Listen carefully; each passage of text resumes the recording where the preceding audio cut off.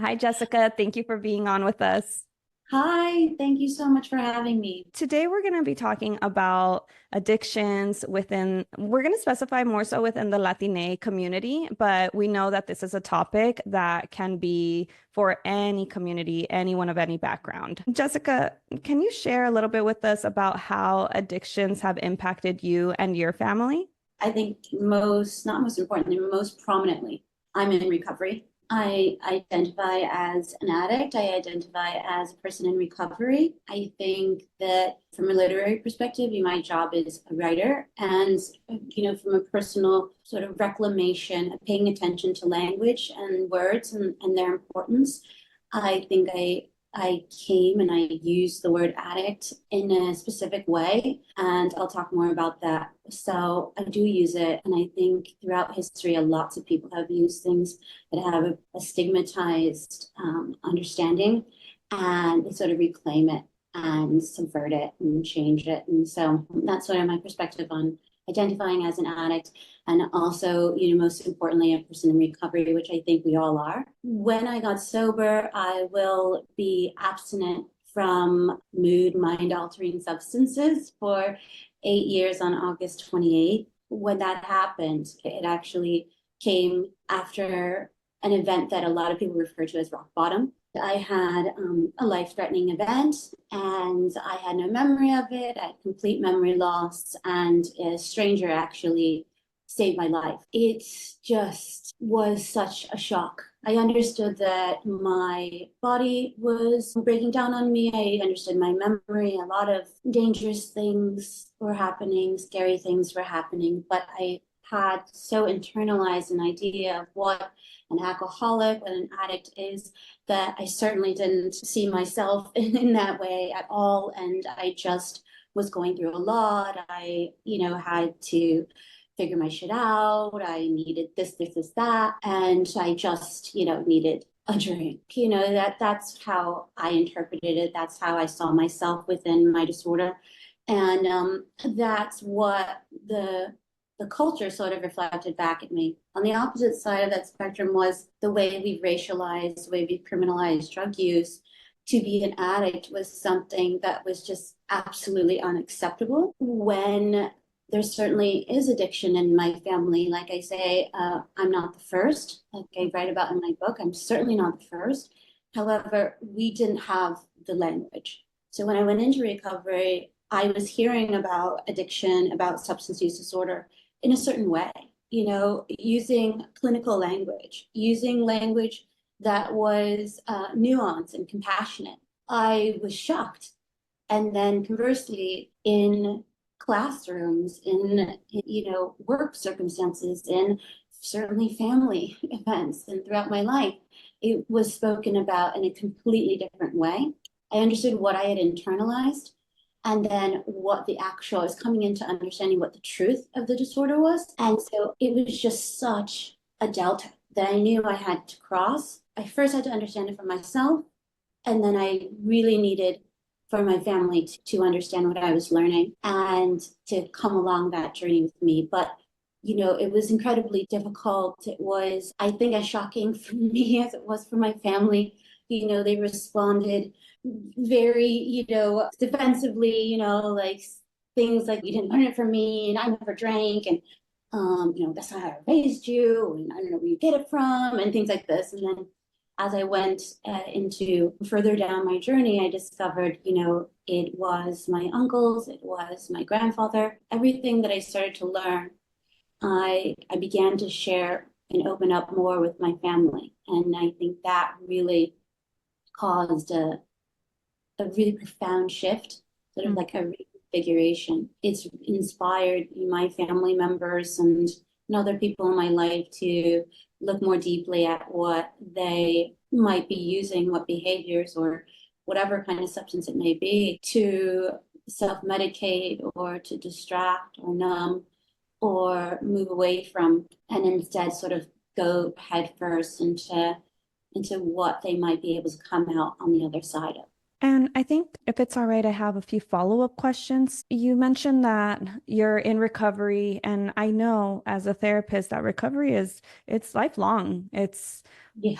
It's lifelong work. Yeah. But I want to ask, how long did it take for you to accept that help was needed? Maybe that you couldn't do it yourself. I don't know if that's the proper way to ask Oh, because yeah. everyone's journey is so different.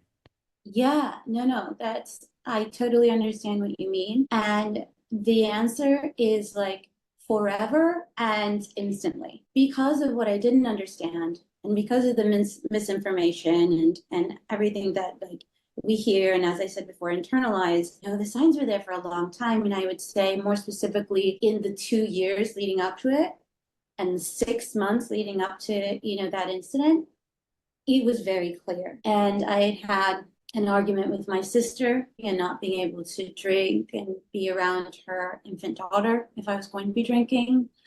And I had some conversation. I had a therapist for many, many years. I had some conversations with my therapist about my drinking, and we would go through a series of questions. When I was using, when you have a desire to use, or when you're sort of reaching for that, can you maybe pause in that moment and think about, what is sort of making you reach for it?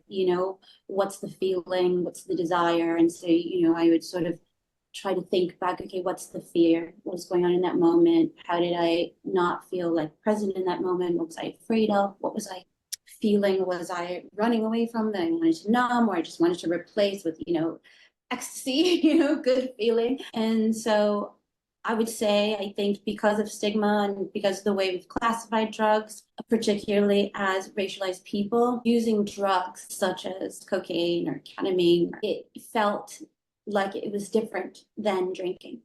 So, and also as a woman, it led me to be in some pretty dangerous circumstances that I understood I was very lucky to come away from somewhat intact. So I stopped using cocaine and methamphetamine, anything like that, and I just stuck to drinking, and I thought that was an improvement. My drinking escalated. Then I would have some moments going back to using drugs as well, and just be sort of benders and coming back and kind of scare myself and come back. And so alcohol took me to the same place.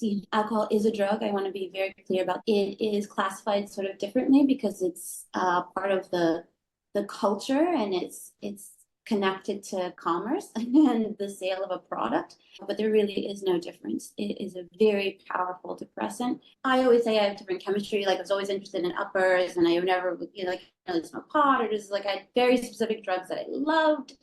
Drinking, just because it's so socially acceptable, was my mainstay, and definitely took me to, the crashing halt. But when I had that near death experience and the stranger saved my life, there was about a week between where I knew something had happened. I didn't know what. My memory is completely erased. I was in full blackout.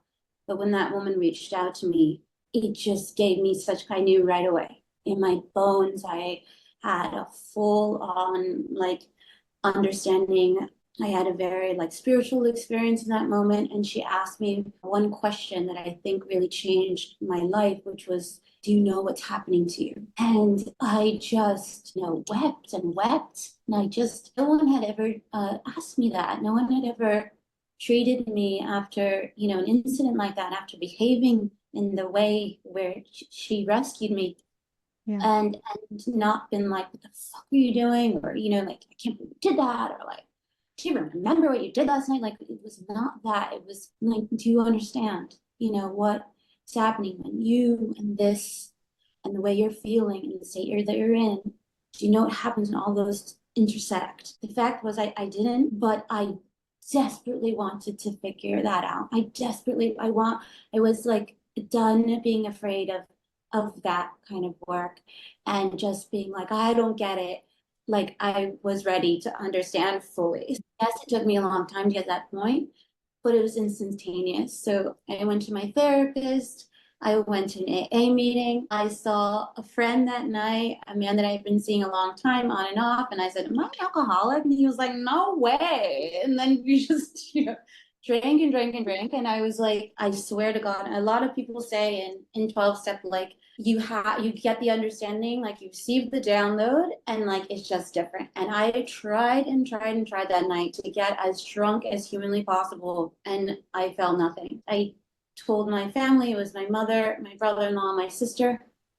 And I told them honestly what happened and what this woman had told me. That was it. I was on the ride. I was on the hook. My mother, Yeah. my sister were not going to budge after that moment. They had very strong feelings, but this was save your lifetime. So, and Okay. that was it. So they were able to kick into that supportive mode. We typically, as you alluded to, experience family members that are very angry and lash out, and that's a reaction, right? But they went into that response mode. So you have given some examples of what are some unhelpful things that families can do or say. What would you say are other ones when somebody is experiencing addiction? I think what people say a lot is like, "Oh, I can't enable you." I think that's very complicated. I think that's incredibly complex. There's a physical dependency. All drugs and all people, recovery is different for each individual. Mhm.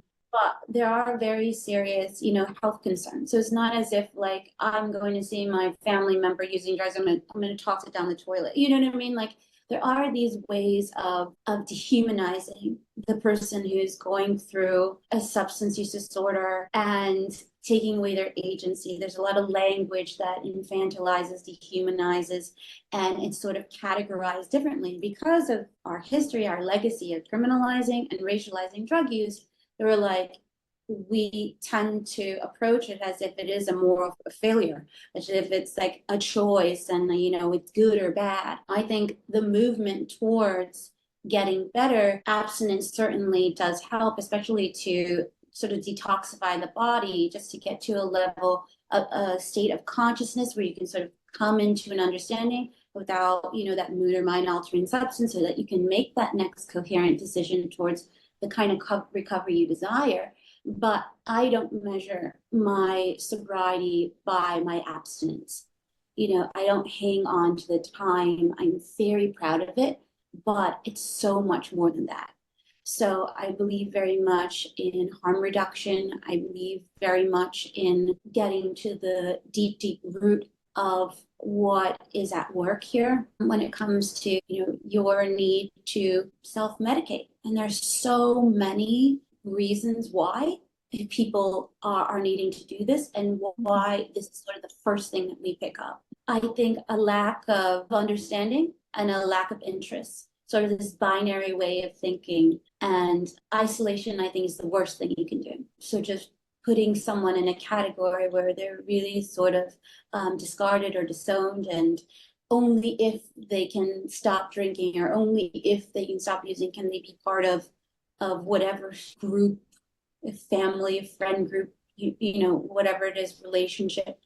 I don't want to undermine the very, very real harm that is associated with substance use disorder. For example, my mother, a lot of the reasons why my mother responded in the way that she had was because she had very real and lifelong experiences with Yeah. this.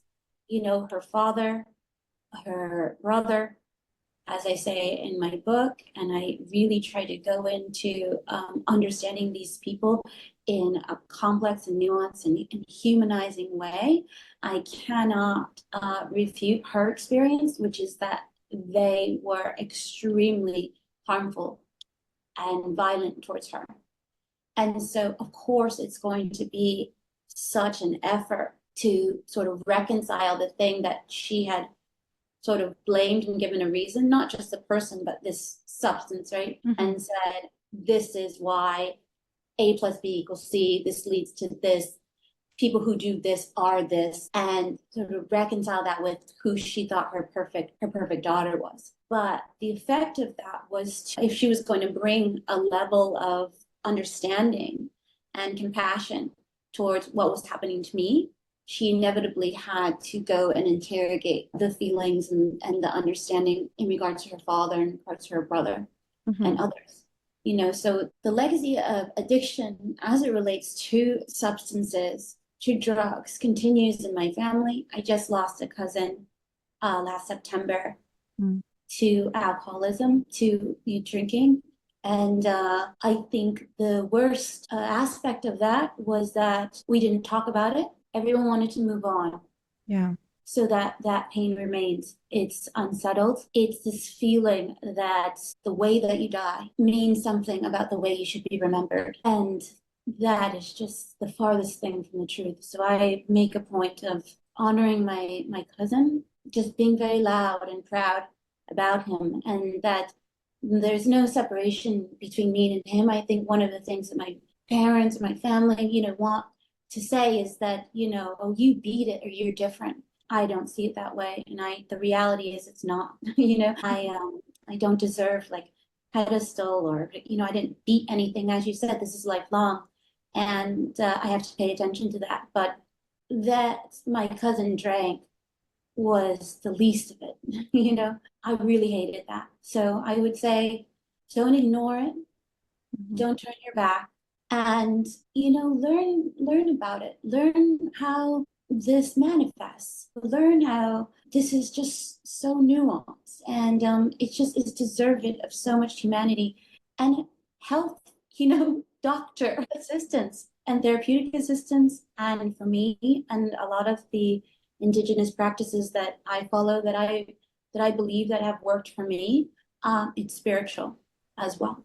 I think it goes back to like having a sense of belonging, right? That is crucial for addictions and recovery. And something that I've learned about it is that it's about connections with something, or else you're just trying to fill the void with these substances. And so, in regards to summarize the harmful things, but it's caregivers, families, parents' own projections and reacting in a very hostile, passive aggressive, or aggressive manner, whether Mm. that's verbal or physical, or Mm. even in a silent treatment type of way, increasing shame within the person, isolating them, taking away that sense of belonging for them, Absolutely. and not educating yourself about what is happening. And lastly, is not talking about it. So turning away from it. Absolutely. I think these are all things that I've also seen in my profession. And I know that some families, especially when they have adults that are dealing with this, they think, they'll just figure it out. Like they're tired themselves, they may be burnt out. Socioeconomic status and access to resources impacts your emotional availability as well. And so Mhm. I understand that there's a whole complexity of issues going on around everyone's own mental health as well. But I think that's the other thing is like, for family members, like tend to your mental health first, like put on your oxygen mask so that you're able to help the person that is struggling with addiction, struggling through recovery. So we have more clarity to be able to assist, and we're not projecting our insecurities and fears and reacting from a point of anger and frustration because we don't know how to communicate about it. So thank you so much for sharing all that through your story. I wanted to also ask what it was like for you to talk about addiction. You mentioned, you told your mom and your sister, I believe, about that. Yeah. What you said, rock bottom moment, your near death experience. Were you able to ask for help? Did they tell you you needed help? And, I know you said like that was it. They weren't letting you off the hook, but talk to us a little bit about the boundaries that were necessary around that time. Yeah, it was definitely incremental Okay. because just like you said, advise families to do your work. And that's where my book is coming from, right? It's sort of a Mhm. blueprint. It's not the answers like you must do A, B, C, D, and get better. It's like this is how I did the work of discovering how to externalize what I had internalized and acknowledge what is actually toxic about what I'm believing about myself and therefore the world, and understand the truth of that so that I can be relieved of the shame and I can proceed forward as myself, because myself is absolutely enough, right? Yeah. So that is what I learned. That has been my recovery. And then that enables me to every time moments like that come up, Certainly, there have been so many in this process of writing a book, and so many in the process of publishing a book, which is a different, endeavor, where those toxic beliefs are so present and really take me down. And I can just bring a level of consciousness and awareness to that and move through it, try and disentangle them and get through to who I really am and where I am in this present moment, which is just wonderfully safe and capable and curious. But that happened over years. At first, I did sort of take the assignment and was like, okay, bet, I'll come back better. Like, don't worry, don't worry, I'm gonna be back and I'm gonna be, the kid that you raised and the perfect daughter, and don't you worry, I'm not gonna embarrass you. Like, it was definitely that. And then when I entered 12 step really echoes that, right? So it's, you have this hierarchical reward based program where you're rewarded for time, you're rewarded for completing steps. There is this narrative of you've either been bad and you're gonna make yourself good, or what they say is we're not bad people trying to be good, we're sick people trying to be well. And that works to an extent, but then you're pathologizing yourself, and pathology is just another form of stigma. It's just another way of dehumanizing. You have to get to the bottom of that, which is that I'm a human being having a very human response to the things that have happened and the messages that I'm getting about what I should be doing. Yeah. And what I should be getting, and how those things that I get are sort of reflect how great, how smart, how beautiful, how compliant, and really they're to show how compliant I am. But those are supposed to be the measurements, the way that I establish and signal my value in this world. None of that was working for me. So I was like, okay, well, if I do this perfectly, then that's going to work for me. Okay. And then of course it didn't. So I was pretty frustrated, right? But I was going through this alone because I was afraid to share, because I had taken it as a failure. Right. Maybe I was starting to process that it wasn't a moral failure, but then I still wasn't capable of climbing up this American dream ladder. When I started to understand that I had to bring all of myself into my recovery, right? And I got that kind of pushback in the rooms, and I finally decided this is just too important. I can't let this stop me. And I'm not going to let it stop me. That was a real moment for me. And that's when I started to move through what I was learning with my family. And like I say, it was incremental. For example, like when my grandfather died, my grandfather and my mother were estranged pretty much all their life, and they had a very toxic relationship. And he was incredibly abusive and an alcoholic. And he retired to Honduras and he died there. And we got the news, and I was at my sister's house and I was sober. I was sort of watching my mom go through the emotions, of this very harmful dad, but that she was she was almost childlike. Her weeping, mourning, it was just so visceral. She was just like, I love that man. I love that man. Don't ask me why.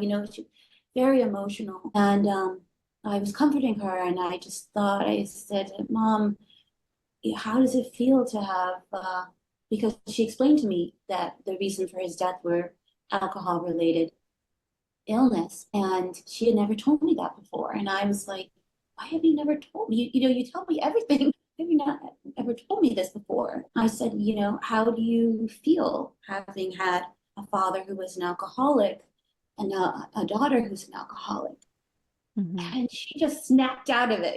She was like, don't say that about yourself. It's different. Y mi papá siempre estaba bien vestido, siempre trabajaba, and like and That's that functional aspect. If they're engaging in their responsibilities, then you're yeah, okay. Like there's no you're okay. problem with Yeah, addiction. exactly. And so I normally would have pushed back in that moment, right? And I normally would have just disengaged and moved away and just been like, oh, my family's never going to understand me. Like, we're so ignorant, or whatever the fuck, I normally think. And then I go about, my life and heal. And then I use that healing to deal with my family. That was another way of of dehumanizing, undermining my family too. It's not as if they can't understand.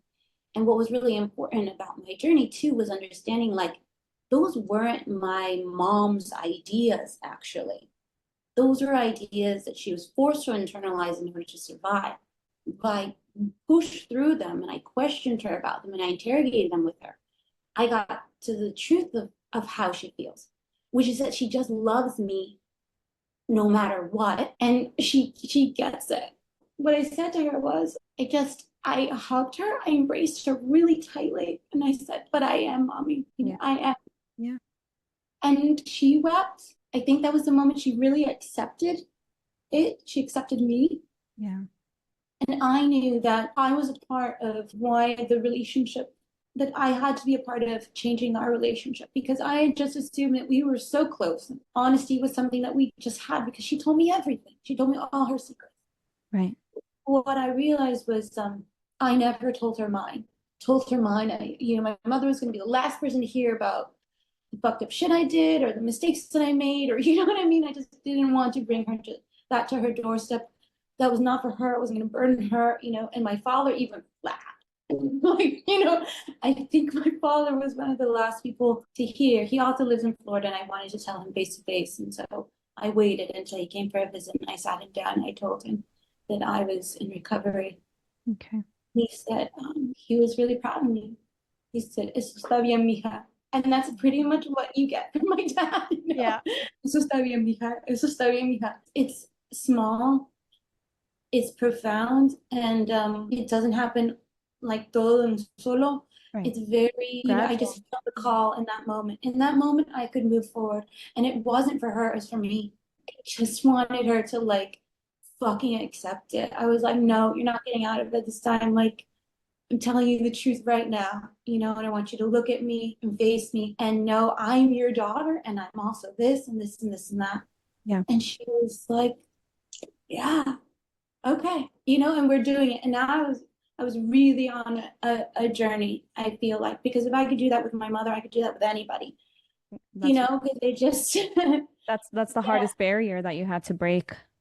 I think so. Yeah, yeah. With my sister and stuff, it was different, and but we still have a lot of work to do.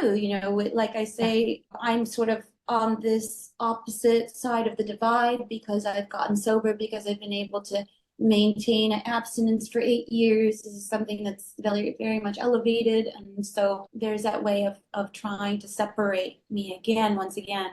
I constantly try and, bring it back. As you say, the most important thing is connection and bring it back to the center of the circle and have us, refute that. And that takes time. And then, of course, language, like if Yeah. you're calling someone a drunk or you're making fun of someone, that you see kind of nodding out on the street, or you have a judgment, you're passing a judgment about that person, or, a lot of time it was like druggy this, druggy that. And, Yeah. my family's just much more aware of they just bring a different level of consciousness to the words that we use. Jessica, thank you so much for sharing that moment of the journey with us. And I'm glad to hear that your mom, your sister, and other relatives are more aware because that's integrated into your recovery. And I'm sure it makes the process easier.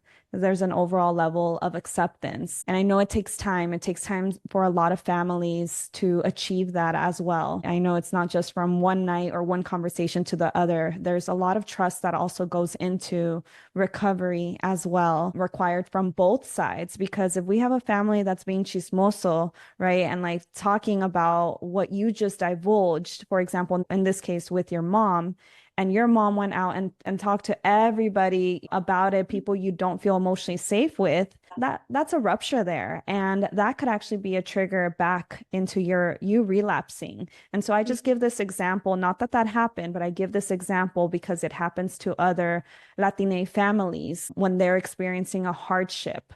So thank you for sharing that. I wanted to briefly ask, what kind of a support exists for people struggling? Well, first of all, I went into 12 step, Okay. and what I discovered in my research and my personal experience is that what works or what helps people recover is an individual, it's a case by case basis. But what has universally worked is social network, people connecting with people. And 12 step is not perfect. It is where I got sober. And now there is an incredible network of Black, Indigenous people of color who have created meetings of all kinds with all kinds of focuses and concentrations and safe space.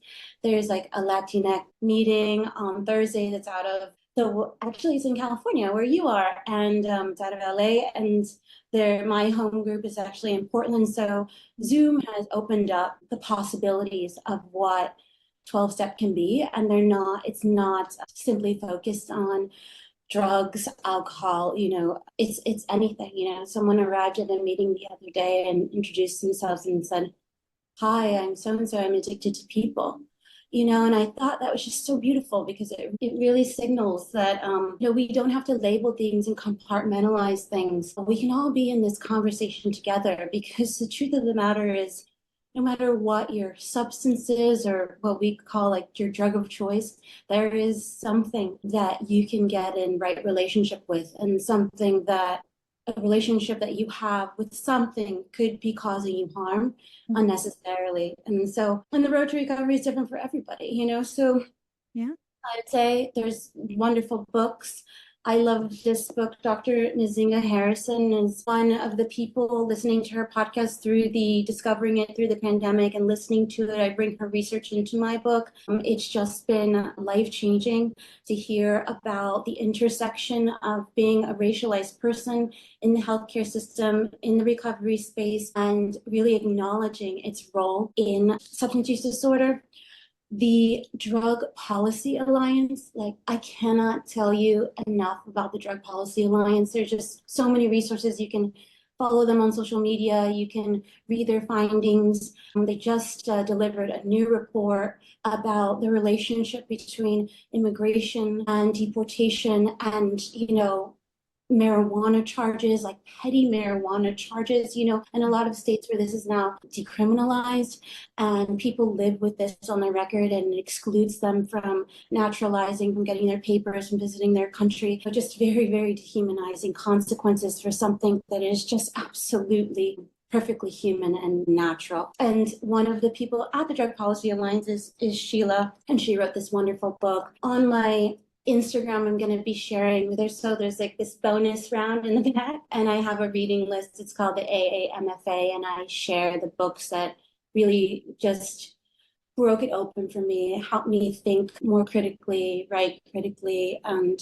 love and forgive myself. So I would say, number one, people, find your people, educate yourself, fill yourself with information that really validates where you're coming from, what you know, and don't let people tell you that because you're dealing with something like substance use disorder, that you don't know well what is right for you, that you don't know what you're feeling, and you don't know how to understand yourself, and you sort of give up your agency. This is the time to claim your agency, and only you know how you're going to be able to just reach a state of consciousness. Maybe it's abstinence, maybe it's not, but that is for you to decide, because you can have all the help in the world, and a loving family, a loving partner, and all the things, and it won't guarantee any kind of result. It really is your decision, but definitely do not do it alone, and you don't have to. I love that. Thank you so much. That's great that you also have a longer list available for folks. That just puts a lot of things into perspective for me. Like if we all had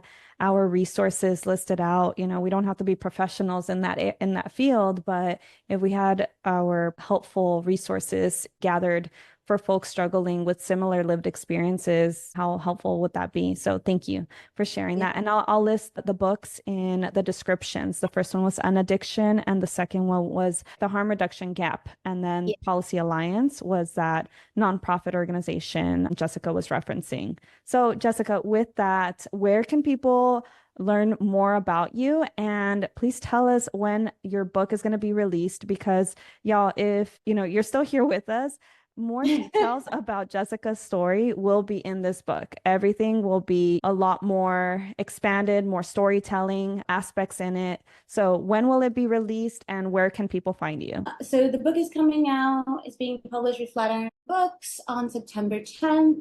So I think we're about a month away. give or take. And you can find me at Moriorca on IG.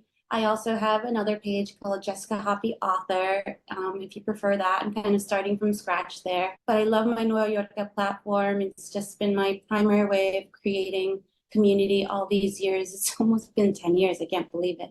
And then you can always find like all the information about my book specifically and what I'm doing more recently is on jessicahoppyauthor.com. And I hope to see you there. You can pre-order the book and you can pre-order the audiobook and you can get a little sample. People are really loving the audiobook, and we're going to do a cool little campaign with Audible too. So look out for it on Audible, on Macmillan, on Flatiron. They're all on Instagram and TikTok, social media. And of course, my personal, which is Nueva Yorka. And I'm just so honored to have had this conversation with you, Diana. It's like, this is like a dream come true. This is a bucket list moment. For me too, because Jessica and I have known each other digitally for a couple years now, maybe even Yes. before the pandemic hit. And Yes, I so interviewed you for the New York Times, that's remember? right. That's I was right. like, I need her opinion. Yes. And so it's been my dream to have Jessica on, and the last couple years have just been difficult for various reasons. Yeah. And so I'm so glad that the stars aligned, everything has just aligned. Look at this episode being recorded right before Jessica's book release. It's just perfect timing. So thank you so much for sharing with us, for your wisdom as well. And I'm looking forward to hearing what you all think about this episode. Thank you Gracias, so much. Jessica. To find a therapist in your state, visit our directory at latinxtherapy.com. And I'm your host, a Guatemalan Mexican licensed marriage and family therapist.